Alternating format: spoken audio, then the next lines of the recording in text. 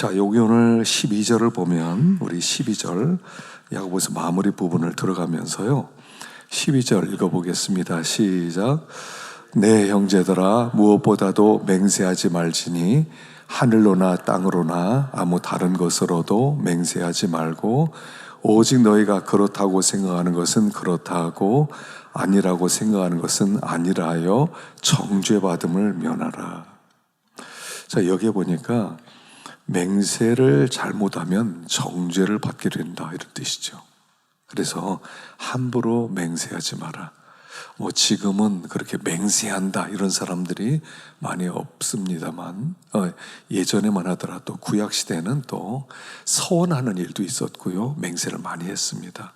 하늘로 맹세한다, 내 말은 사실이다, 반드시 지킨다, 그렇게 맹세를 하는데 맹세하지 마라 이렇게 말씀합니다. 왜냐하면 맹세하면서 지키지 못하는 것은 오히려 하나님의 명예를 더럽히는 것이 될 수 있기 때문이다 하는 거죠. 그래서 함부로 맹세하지 말라. 하늘로 맹세한다, 별로 맹세한다, 지금 그렇지 않습니다만은 한때 그런 일들이 많이 있었거든요. 또 서원하는 거, 함부로 내 서원합니다, 하나님 이렇게 해주시면 꼭 하나님 약속 지키겠습니다, 이런 것도요 사실 우리가 서원해놓고 못 지킬 때가 참 많거든요. 그러니까 함부로 서원하지 마라, 약속하지 마라. 그리고 입술의 죄를 작게 여기지 말라 이런 뜻이에요. 하나님의 명예를 더럽힌 것일 수도 있고요, 우리가 입술의 죄는 말로 하는 것은 까짓 거 어때 이렇게 생각하잖아요. 말해놓고 못 지킬 수도 있지, 그렇게 하기 때문에 말로 약속하고 못 지키는 그것도 하나님이 정죄하신다 하니까 우리가 어떤 말이든지 여기 있는 대로 그렇다 생각하는 건 그렇다 하고 아니라 생각하는 것은 아니라 하여 정죄받음을 면해라 그랬어요. 신앙은 말에 진실성이 있어야 됩니다. 성도는 말에 진실해야 돼, 언어에 진실해야 돼. 예, 그러면 지키는 거예요. 아닙니다, 그러면 아닌 거예요. 그래서 언어 생활에 진실해야 된다 그랬습니다.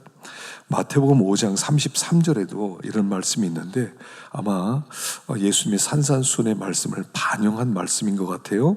읽어보겠습니다. 시작. 또 옛사람에게 말한 바 헛 맹세를 하지 말고 내 맹세한 것을 주께 지키라 하였다는 것을 너희가 들었으나 오직 너희 말은 옳다 옳다 아니라 아니라 하라. 이에서 지난 것은 악으로부터 나느니라. 말에 진실하라는 거죠. 맹세까지 한다 이렇게 하지 말고, 맹세하지 말라 하는 것은 뭐냐면 사람은 상황을 잘 몰라요. 미래에 어떻게 될지 몰라요. 맹세는 했어요. 근데 상황에 딱 가보니까 내가 지킬 수 없는 일이었어요. 그럼 취소, 이럴 수 없다는 것입니다. 그러니까 맹세하지 말고 이렇다 저렇다 말 자체에 진실성이 있어야 된다는 것을 가르쳐 주는 거예요. 또 사람은요 능력이 없어요. 능력이 없기 때문에 꼭 그렇게 하겠다 해놓고 돌아서서 보면 그렇게 못할 때도 있거든요. 그러니까 함부로 말을 해서 정죄함을 받지 말고 너희들이 있는 그 상황 속에서 진실해라. 믿음이라고 하는 것은 믿을 만한, 신뢰할 만한 것이다. 신실이란 뜻이에요. 신실함. 그래서 믿음이 있는 사람은, 믿음이 있으면 믿음에서부터 진실한 게 나와요. 믿음의 크기와 진실의 크기가 같은 것이에요. 그래서 믿는 사람은, 저 사람은 말한 것은 반드시 지킨다, 그렇게 사람들이 인식이 될 만큼 정확해야 됩니다. 그래서 언어에 있어서 우리가 진실하고 또 약속한 것은 꼭 지키고, 약속을 좀 잘 지키시기 바랍니다. 어떤 약속을 했으면 쉽게 여기지 말고 꼭 약속을 지키고, 예배 시간도 약속이에요. 지각하지 마시고.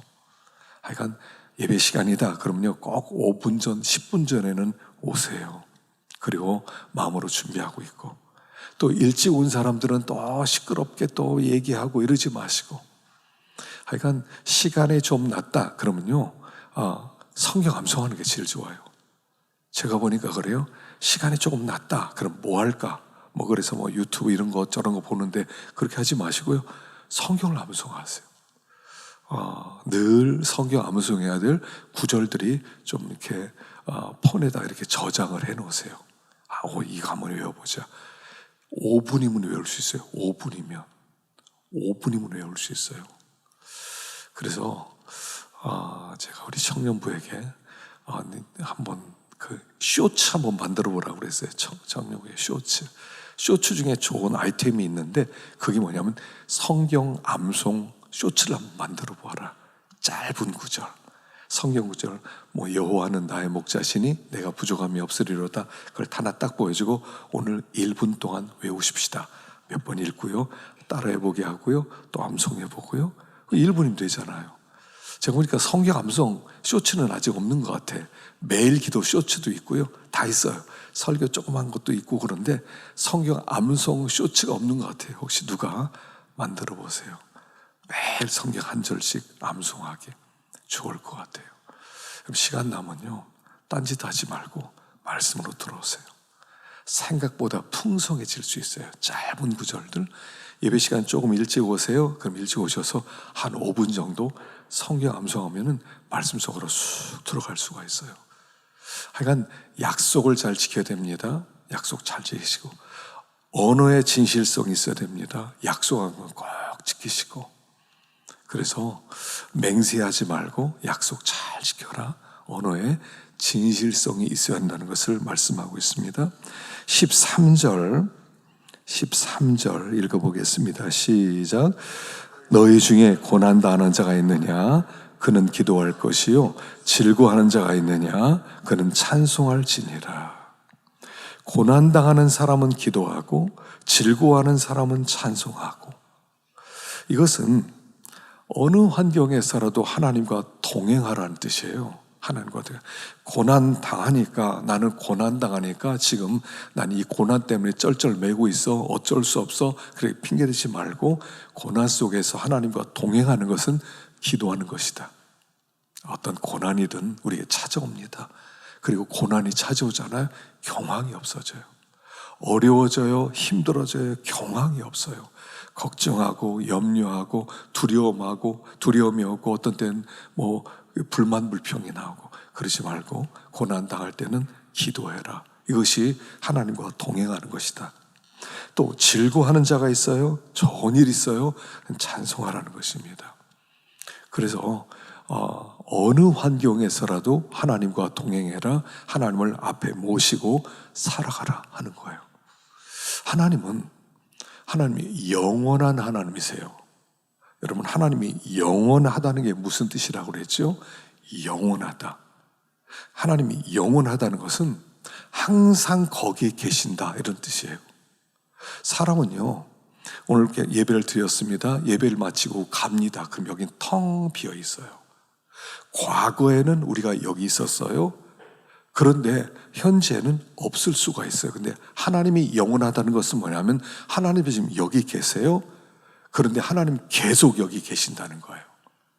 하나님이 안 계실 하나님이 어디 가신 적이 없다는 거예요. 그게 영원이에요. 그래서 영원에서 무소부재가 나오는 거예요. 영원에서 무소부재가 나와요. 과거의 하나님, 현재 하나님, 미래 하나님은 늘 거기 계신 하나님이세요. 그래서 영원하신 하나님을 믿는다 그럴 때는 항상 거기 계신 하나님이세요.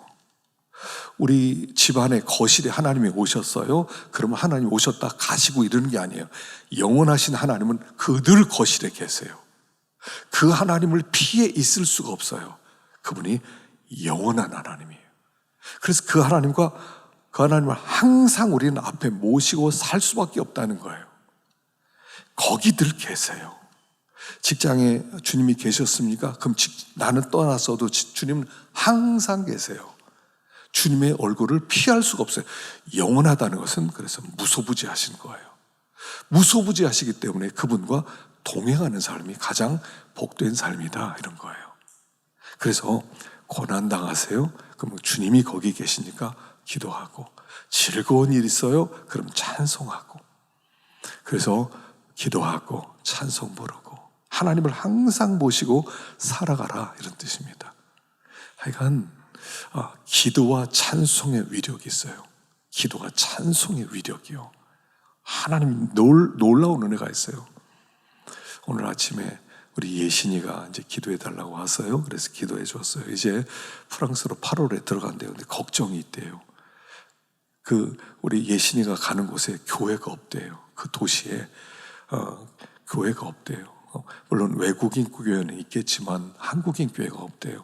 예전에는 있었는데 지금은 흐지부지해서 없어졌대요. 어떻게 하면 되겠냐고. 파리까지 얼마나 걸리냐? 2시간 걸린대요. 그러니까 기차로 2시간 가니까 매번 올라갈 수가 없잖아요. 그래서 제가 이렇게 얘기해 줬어요.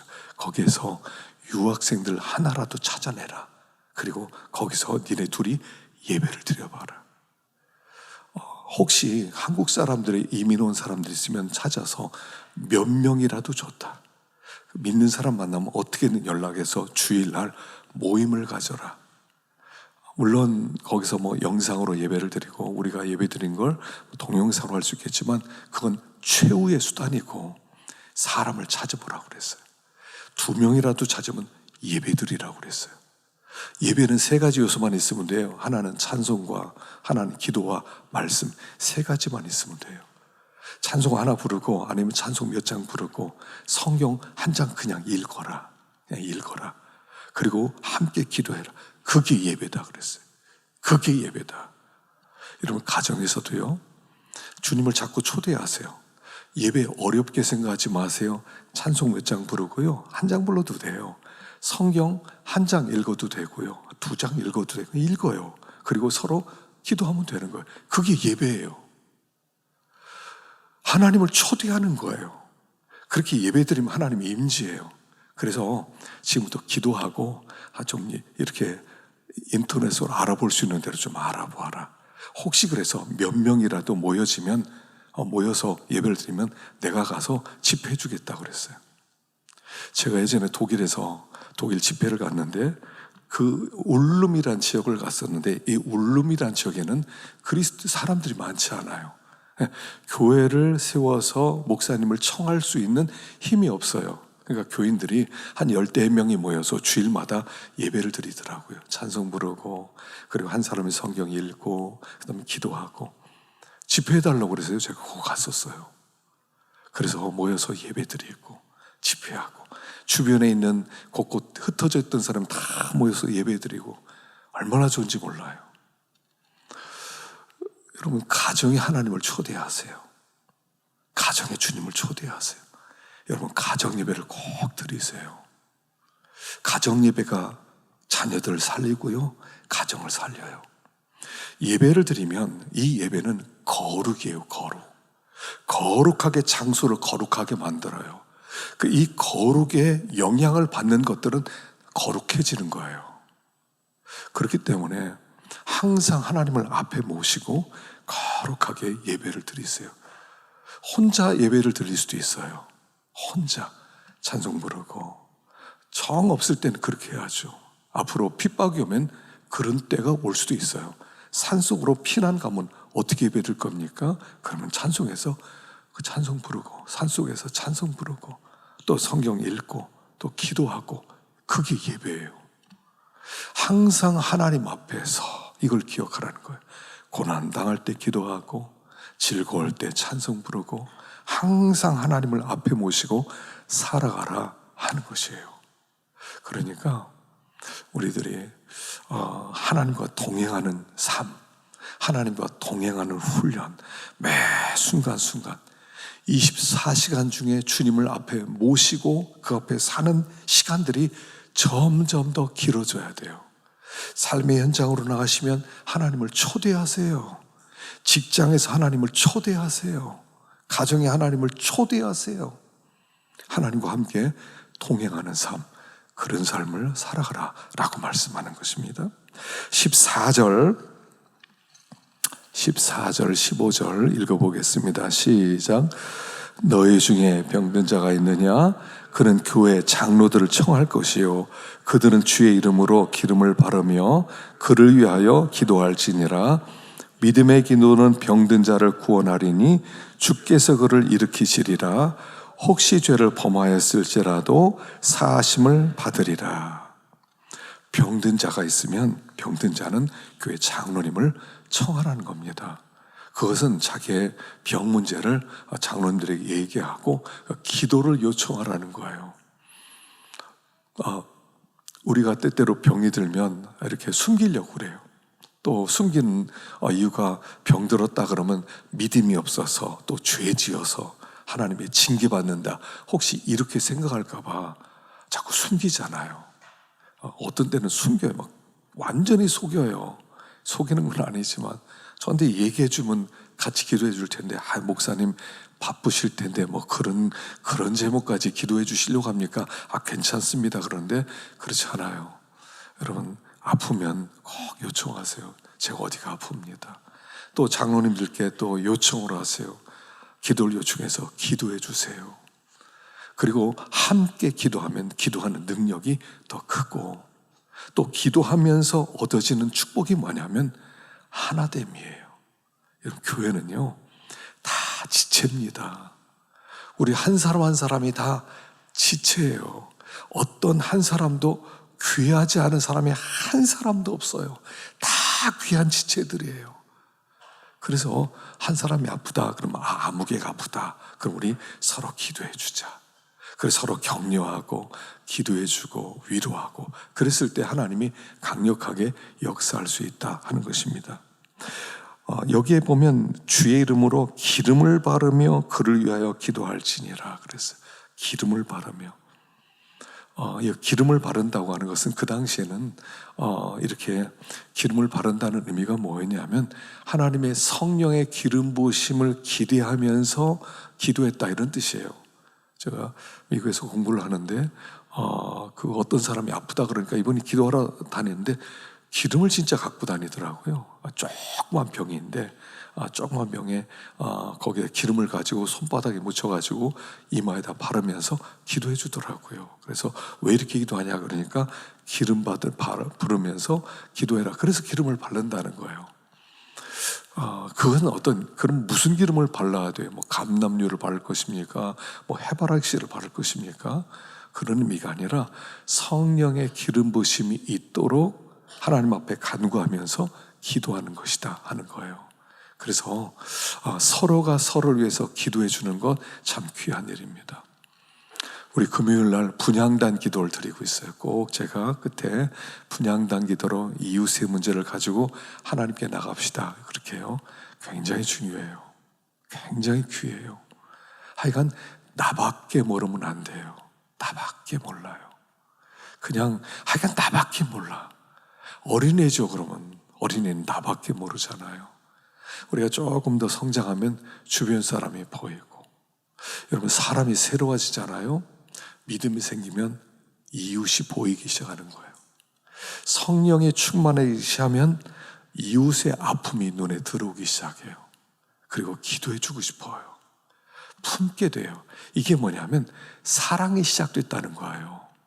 품게 되었다는 것은 사랑하기 시작한 거예요. 어떤 사람이 마음에 든다, 그럴 때는 마음에 들어왔다는 것이거든요. 그게 사랑의 시작이에요. 그래서 우리가 이웃을 위해서, 특별히 병든 분들을 위해서 기도하는 것 참 필요하다 하는 것입니다. 혹시 죄를 범하였을지라도 사하심을 받으리라. 여러분, 모든 병은 다 징계로 온 것은 아니에요. 어떤 사람이 큰 죄 저질렀으니까 병들었다, 그렇게 생각해서는 안 돼요. 욥이 병들었는데 그 친구들이 그를 징계받은 거다, 하나님을 무시했다, 죄졌다, 말을 만들어내죠. 어떤 병은 이 죄로부터 온 것일 수도 있어요. 그러나 항상 죄로 온 것이 아니에요. 그래서 어떤 사람 병들었다 그랬을 때 금방 저 무슨 죄를 저질러서 저런 병 걸렸나, 이렇게 생각하지 마세요.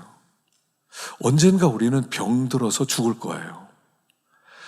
나이가 들고 몸이 연약하고 그렇게 몸을 잘못 쓰고 그러면 병이 들 수 있는 거예요. 그걸 꼭 죄졌다고 해서 연결시키지 말라는 거예요. 그러나 어떤 병은 죄로부터 온 것일 수도 있다라고 말씀하는 거죠. 그래서 16절에 보면 16절 읽어보겠습니다. 16절 시작. 그러므로 서로 고백하며 병이 낫기를 위하여 서로 기도하라. 의인의 간구는 역사하는 힘이 크니라. 의인의 간구는 역사함이 크기 때문에 기도를 자꾸 요청하라는 거예요. 어떤 병에 걸렸습니까? 병은 자랑하라고 그랬어요. 그래서 병을 자꾸 얘기해요. 저 병 걸렸습니다. 기도해 주세요. 기도해 주세요. 기도해 주세요. 그리고 이제 죄를 졌으면 죄를 자백하면서 기도하고 하라는 거예요. 예전에 그 하용재 목사님이 이제 간암에 걸리셔서 몇 번 수술하시는 6번인가 7번을 수술하셨어요. 근데 그분이 한 번에 이렇게 그 설교를 들으니까 이렇게 얘기하더라고요. 그분이 한 5번 암이 계속 제발 돼서 그래서 계속 수술을 했거든요. 한 5번째인가는 수술을 하는데 교인들에게 안 알렸대요. 안 알리고 한 5번 수술할 때까지 한 번도 안 알렸대요. 어디 출타러 갑니다. 집회 갑니다. 이렇게 다니고 수술하고 오고 그랬대요. 근데 그때는 하나님이 감동이 들어야 네 병을 교인들에게 좀 얘기 좀 해라. 교인들의 기도를 좀 부탁해라. 그래서 이분이요, 그때 6번째인가는 교인들의 광고에 내가 간암에 걸렸는데 내 5번 수술했는데 이번에 또 재발했다. 여러분 저를 위해서 기도해 주세요. 그리고요, 강변에 무릎을 꿇고 장로님들 다 올라갔어요. 안수해주고 교인이 기도해주고. 아름답잖아요. 목사님 저거 뭐 하다가 암에 걸렸나. 그 목사님도 그렇게 생각했대요. 나 암에 걸렸다 그러면 교인들이 분명히 뒤에서 시험 들 수 있으니까 얘기 안 해야지. 근데 하나님이 이 문제를 가지고 온 교회가 내놓고 함께 기도해라. 하나를 수 있는 기회다. 그래서 그렇게 기도를 하고 또 수술을 받았다는 간증 얘기를 하시더라고요. 어떤 병에 걸리면 죄졌다 이렇게 생각하지 마시고 불쌍히 여기시고, 혹시 병에 걸렸을지라도 하나님 앞에 간구해주고 중보해 기도해주고 얼마나 좋아요. 어떤 사람을 보든지 어떤 문제를 보든지 정죄부터 하지 말자는 거예요. 정죄부터 하지 말고 불쌍히 여기는 게 먼저라는 거예요. 불쌍히 여겨라. 내가 기도해 줘야지. 얼마나 아팠을까? 얼마나 힘들었을까? 얼마나 괴로웠을까? 이게 먼저 있어야 되잖아요. 근데 그냥 도대체 무슨 죄 졌길래 저런 그 일을 당했나 이러지 말고, 그래, 궁율 없는 자에게는 궁율 없는 심판이 있어요. 우리가 어떤 사람을 대할 때 이렇게 봐주라는 거예요. 하나님이 나를 어떻게 봐주길 원하는가 그 마음으로 그를 대해주어라. 궁율 없는 자에게는 하나님 너도 똑같이 그렇게 대할 것이다. 하나님이 나에게, 하나님 그날에 나를 불쌍히 여겨주세요. 하나님 정말 궁율을 베풀어 주세요. 그런 마음이 있다면 누구든지 대하면 불쌍히 여긴 마음으로 대해라 하는 거예요. 근데 기도할 때 여기 한 가지 말씀하세요. 혹시 죄가 있으면 죄를 고백해라. 그래서 잠언서 28장 13절 읽어보겠습니다. 시작. 자기의 죄를 숨기는 자는 형통하지 못하나 죄를 자복하고 버리는 자는 불쌍히 여김을 받으리라. 병에 걸리거나 어떤 문제가 오면요, 사람은 항상, 믿는 사람은 항상요, 혹시 무슨 죄 졌지 생각해요. 내가 무슨 죄 졌지, 하나님이 기뻐하지 않는 뭐가 있었을까 꼭 생각하게 되잖아요. 그리고 이거 하나님은 안 기뻐했을 텐데 내가 그동안 하나님을 안 기쁘시겠다. 그러면 그 부분을 하나님께 자백하는 거예요. 하나님 앞에 내놓는 거예요.